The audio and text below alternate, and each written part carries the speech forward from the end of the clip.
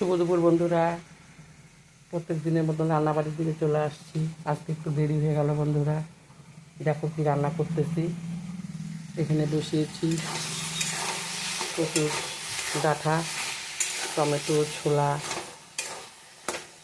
রসুন, লঙ্কা দিয়ে খেতে খুব ভালোই লাগে। আরেকদিনও করছিলাম, যে আজকেও করতেছি। পাওয়াই যায় না কচু, এই দেখো। আর এখানে করলাম বন্ধুরা মাছ, বাটা মাছ, মশলা দিয়ে, শুধু সবজি দিই নাই। এই যে লোকটার খাওয়া হয়ে গেল, কচুর শাক ভালোবাসে না, সেই কারণে খেয়ে নিল এটা দিয়ে। আর এখানে করলাম ডাঁটা, আলু, বেগুন দিয়ে, করলা দিয়ে টিকার চচ্চড়ি।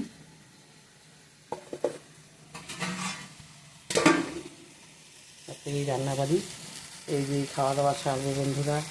তোমরা সবাই খাওয়া দাওয়া খাও, আমরা ওই কচুর শাকটা হয়ে গেলেই খাবো।